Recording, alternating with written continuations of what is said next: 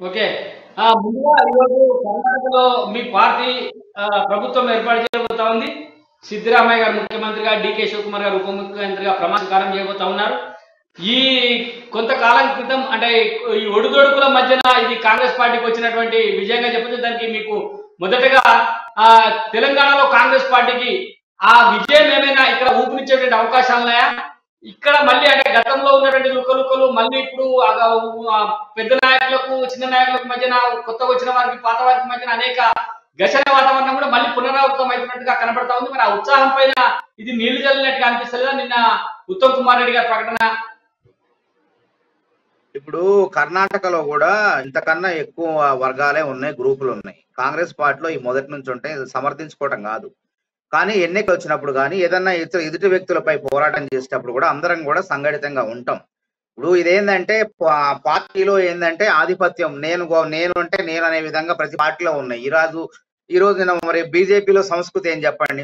BRS పార్టీలో కుప్పగూలిపోతుంది, చీలిపోతుంది. ఈటల రాజేంద్ర బయటకు వచ్చేసిండు, కొమ్మిరెడ్డి శ్రీనివాసరెడ్డి బాహాటంగా విమర్శలు చేస్తాడు, ఇటుపల్లి కృష్ణారావు ఇట్లాంటి వాళ్ళందరూ కూడా అసమ్మతివాదులందరూ కూడా చెలరేగిపోతున్నారు.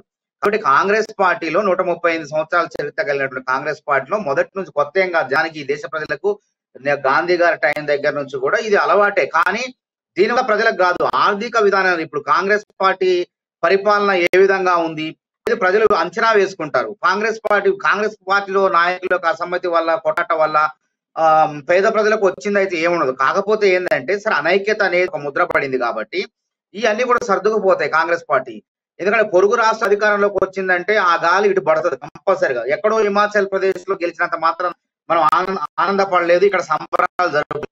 కాకపోతే పక్క రాష్ట్రం అంటే మన భాష యాస దగ్గర పోలికలు ఉండేటువంటి కన్నడ నుడికారం, తెలుగు నుడికారం దగ్గర భేదాలు, దగ్గర సంబంధాలు ఉన్నటువంటి కన్నడ రాష్ట్రంలో హైదరాబాద్ కర్ణాటక రాష్ట్రం గతంలో మనం పాలించినటువంటి రాష్ట్రం, అందులో మనం విజయం సాధించేసరికి తెలంగాణ వ్యాప్తంగా కాంగ్రెస్ కార్యకర్తలే కాదు మామూలు జనం కూడా సంబరాలు జరుపుకున్నారు. ఎందుకంటే విముక్తి కావాలని చెప్పేసి పేద ప్రజలు సంక్షేమ పథకాలు కాంగ్రెస్ పార్టీ చేస్తే ఇంకా మేలు చేస్తుంది, గతంలో చేసిన దానికన్నా ఎక్కువ మేలు చేస్తుంది.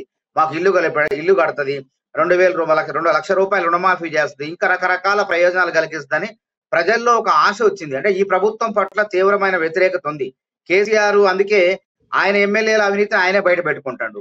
ఎక్కడ చూసినా అవినీతి, డబుల్ బెడ్రూమ్ ఇల్లు నిర్మాణంలో అవినీతి, ప్రతి దాంట్లో అవినీతి. కాబట్టి ఈ కేసీఆర్ ప్రభుత్వ వ్యతిరేకతను మూట కట్టుకోండు కాబట్టి ఈసారి గెలవటం కష్టం, ఎటు చూసినా గెలవటం కష్టం.